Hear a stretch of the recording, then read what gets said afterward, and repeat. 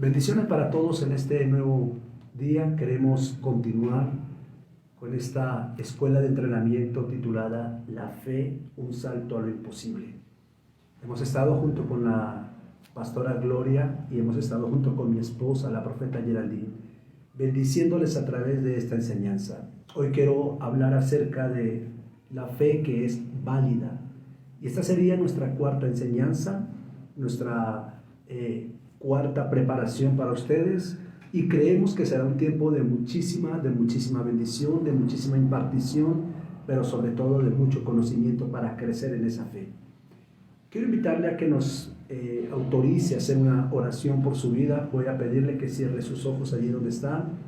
Si puede levantar su mano derecha hacia los cielos y sea bendecido a través de esta oración. Amado Padre, a través de Jesús te pedimos porque cada enseñanza llega al corazón, llega al espíritu de los que están oyendo, Señor. Que a través del oír, así como enseñamos la clase anterior, que a través del oír tu palabra la fe crezca, la fe aumente y la fe sea desarrollada, Señor, en tu pueblo. Bendice todas las familias, naciones, ciudades, pueblos que nos siguen a través de este canal, Padre. Y que esta enseñanza traiga el propósito de la fe correcto a cada corazón y a cada vida. Que mientras nosotros hablamos, tu Espíritu enseñe y que seas tú, Señor, guiando a toda verdad. Lo pedimos en el nombre de Jesús. Amén.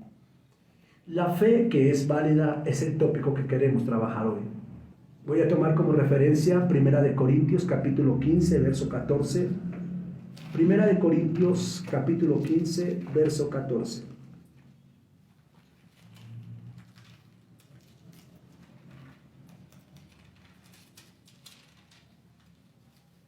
Quiero leer de la versión Dios habla hoy.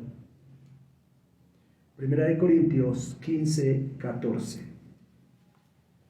Y si Cristo no resucitó, vana es entonces nuestra predicación, vana es nuestra fe. La fe que es válida. Quiero que subrayen la palabra, vana es también vuestra fe. Ahí en ese texto, subrayenla por favor. Porque esta escritura nos enseña 4 aspectos importantes que vamos a ir desarrollando. El primero, según la palabra, y si Cristo no resucitó, vana es entonces nuestra predicación, vana es también vuestra fe. Encontramos lo siguiente. Primero, la fe se sostiene o es válida desde la resurrección de Jesús. Fuera de la resurrección de Jesús no se puede hallar fe. En la clase anterior, en el video número 3, en la enseñanza número 3, la pastora Gloria hablaba acerca de la fe o la superstición. Y daba 3 ejemplos acerca de las personas que trataban de interpretar fe, pero tenían la superstición. Ok, sin resurrección no hay fe. Sin el hecho de creer que Jesús haya resucitado, no es posible la fe y la fe no es válida. La fe no tiene legalidad fuera de la resurrección. Por eso el apóstol Pablo dice, si Cristo no resucitó, vana es la fe. Vano es el mensaje y vana es la fe. Ahora, ¿por qué el apóstol Pablo dice, vana la predicación y luego dice, vana la fe? Porque como vimos en la enseñanza anterior, en la clase número 3, la fe viene por el oír la palabra. Una predicación es la palabra hablada de Dios. Si no hay resurrección y sin el testimonio o la evidencia de la resurrección, esa palabra va a ser vana, esa enseñanza va a ser vana, y al ser vana no va a permitir que la fe nazca. En otras palabras, la fe está inactiva sin la palabra de Dios, pero la palabra de Dios en la boca se hace vana por causa de que no se entienda la resurrección. Número 2. Sin la resurrección de Jesús, la fe pierde sustancia y significado. Número 3. La predicación nunca tendrá fuerza, sentido o poder sin la fe. Y número 4. La fe es vana sin la resurrección. Quiero ver Romanos capítulo 8, verso 24 al 25. Voy a leerlo de la Reina Valera. Porque en esperanza hemos sido salvos. Pero la esperanza que se ve no es esperanza. Pues, ¿por qué esperar lo que uno ve?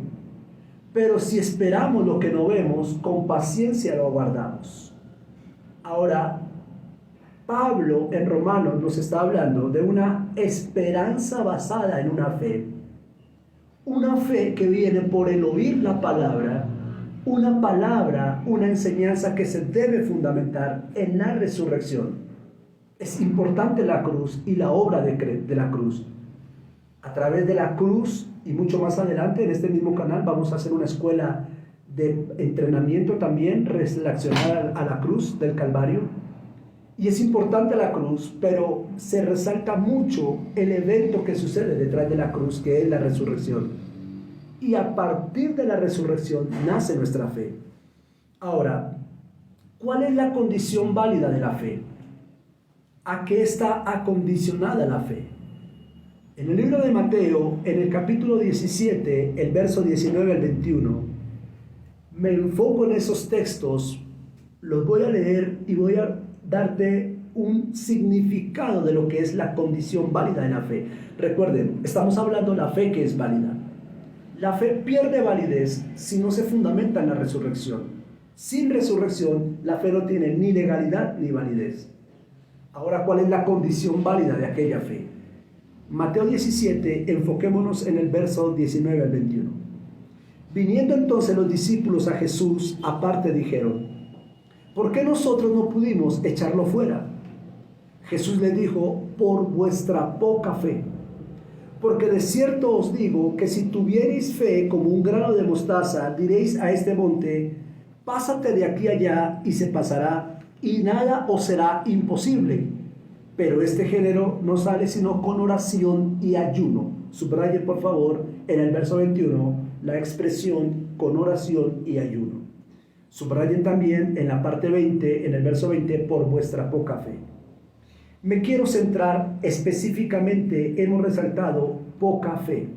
La expresión de Jesús, la respuesta de Jesús al fracaso de los discípulos de no poder expulsar ese demonio, se ve reflejado en lo que Él declara: la poca fe que ustedes tienen. Ahora, significa que se requiere, según Jesús, una medida de fe para poder obrar en lo sobrenatural. Estos hombres habían estado haciendo todos los requisitos que se requieren para una liberación. Tal vez ellos habían visto muchas veces a Jesús en operación, ministrando sanidad, impartiendo del Espíritu o ministrando liberación a las personas cautivas. Sin embargo, cuando ellos intentan hacer ello, fracasan, se decepcionan, se desilusionan, y en medio de la desilusión le preguntan a su maestro, le preguntan a su Señor: ¿por qué nosotros no pudimos expulsarlo como tú lo haces? Mira la respuesta tan concreta y mira donde Jesús pone el punto de convergencia del fracaso de ellos: en la poca fe. Él no dice en lo que ustedes hicieron mal, les faltó orar un poco más, les faltó hacer esto un poco, sino que Él enfoca, el punto de convergencia era la poca fe, y resalta la poca fe que ellos tenían. Esto nos permite entonces entender, o fuera correcto enseñar, que se necesita o se requiere una medida de fe. Poca fe es una medida que llevó a los discípulos a un fracaso frente a una liberación. Poca fe llevó a los discípulos a que una tormenta no cesara. Entonces es importante la fe en medida, y de esto obviamente hablaremos en otra enseñanza, pero quiero dejar resaltado dentro de un paréntesis que se necesita una medida de fe para poder moverte en las cosas sobrenaturales que Dios está demandando. El grano de mostaza del que habla Jesús, la referencia que hace es que el grano de mostaza, porque en Mateo 17 se habla de ese grano de mostaza, es que es pequeño. La característica del grano de mostaza, Jesús compara la fe con el grano de mostaza, pero la característica principal del grano de mostaza es que es pequeño. Es decir, significa que que los discípulos tenían una fe por debajo de la semilla de mostaza. Quiero repetir ello. Cuando Jesús dice, si tuviesen fe, vuestra poca fe los tiene frustrados, y vuestra poca fe evitó ese milagro sobrenatural. Si hubiesen tenido fe como un grano, como una semilla de mostaza, hubieran podido hacer lo sobrenatural. La medida, y esto es interesante para tus apuntes, pero para tu crecimiento de fe, la medida que Jesús puso para poder tener algo sobrenatural es una semilla de mostaza. Esa es la medida. Sin embargo, si los discípulos hubiesen tenido la fe en la medida de esa pequeñísima semilla, hubieran podido moverse en lo sobrenatural. Desafortunadamente para el endemoniado y desafortunadamente para los discípulos, la fe de los discípulos, según Jesús, ni siquiera tenía la medida mínima que era la semilla de mostaza. La fe de ellos estaba por debajo y Jesús llama a eso la poca fe. Entonces, ¿qué es la poca fe? La poca fe es esa fe que está por debajo de una semilla de mostaza. ¿Tú puedes imaginarte qué tan pequeña es una semilla de mostaza? ¿Y qué tan pequeña entonces era la fe que ellos tenían que no pudieron desarrollar lo sobrenatural? Jesús no dijo que ellos no tenían fe. Jesús dijo que ellos tenían poca fe. Y aquí hay tres aspectos que quiero mencionar en relación a la poca fe. El primero, la poca fe invalida el milagro. Número dos, la condición de fe que ellos tenían anuló el milagro. Y número tres, ellos estaban operando no bajo la fe, sino bajo la razón. Ellos pretendían hacer un milagro bajo la superstición. Nosotros vimos a Jesús hacer esto, hagámoslo nosotros también. Ahora quiero ir a Lucas capítulo 8, verso 47 al 48. Lucas 8, 47, 48. Es importante que tengas tu Biblia y tu libreta de apuntes a la mano. Entonces cuando la mujer vio que no había quedado oculta, esta es la mujer del flujo de sangre, vino temblando y postrándose a sus pies le declaró delante de todo el pueblo por qué causa le había tocado y cómo al instante había sido sanada. Me gusta esa palabra, instante. Verso 48, y él le dijo, hija, tu fe te ha salvado, vete en paz. Note algo interesante que tenemos que subrayar en esta escena. Subrayamos allí la palabra al instante había sido sanada, que encontramos en el verso 47 en la parte final. Al instante había sido sanada. La pregunta es, ¿qué tipo de fe necesitó esta mujer? ¿Qué tipo de fe necesitó esta mujer para ver ese milagro operar en su vida? Ahora, sabemos que ella había recurrido a todos los métodos posibles para ser sanada, pero nunca tuvo resultados. Esto lo enseñamos en la clase anterior. Ahora ella se encuentra frente a Jesús y simplemente, sin mediar palabra, toma el borde de su manto, no está en oración, no tiene una vida de ayuno, como los discípulos que no pudieron echar ese endemoniado. Pero esta mujer, en comparación, porque quiero hacer ese paralelo de la mujer del flujo versus los discípulos de Jesús que caminaban con Jesús, que eran hombres de oración y ayuno, hombres que experimentaban la sanidad, el poder diario y constante de Dios. Esta mujer no. Pero cuando ellos van a intentar sacar ese demonio, no pueden. Pero cuando viene una mujer extranjera y toca a Jesús, el borde del manto, inmediatamente sanada, inmediatamente recibe un milagro. Entonces, ¿cuál es la diferencia o dónde está la diferencia entre los discípulos y esta mujer? La diferencia es que la fe de esta mujer se accionó por causa de su condición, mientras que los discípulos pretendían ejecutar fe a través de su conocimiento o del aprendizaje que habían tenido al lado de Jesús. Ahora quiero que te hagas esta pregunta que es importante hacerla en este estudio. Cuando esta mujer iba a los médicos o demás personas ¿Esta persona iba con fe? ¿Esta mujer iría con fe? Si tu respuesta es sí, ella iba con fe, teniendo en cuenta que la pastora enseñó en la clase anterior que no era fe sino superstición, pero si de pronto tú dices, no, sí, yo creo que iba con fe, porque si no, no se hubiera arriesgado a hacer lo que hizo. Ok, entonces la otra pregunta es, si ella iba con fe, entonces ¿por qué nunca se accionó el milagro? Si iba con fe a los médicos, ¿por qué no se accionó el milagro? Si iba con fe a todos los lugares que fue, ¿por qué empeoraba y por qué no se accionó el milagro? Teniendo en cuenta que la palabra dice que por la fe el milagro puede ocurrir, que de acuerdo a mi fe será hecho lo que yo pida o lo que yo esté demandando. Entonces, si ella iba con fe a los médicos, ¿por qué no se sanaba? ¿Por qué empeoraba cuando la fe garantiza un milagro? Tenemos que entender algo importante. Ella necesitaba cambiar de posición su fe. Ella necesitaba cambiar de posición, salir de creer por algo que ella asumía que podía recibir a entrar al nivel de la fe.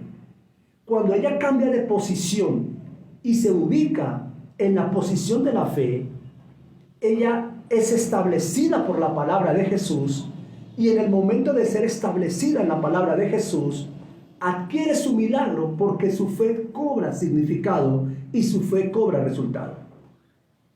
Y quiero cerrar con esta tercera parte, la posición de la fe.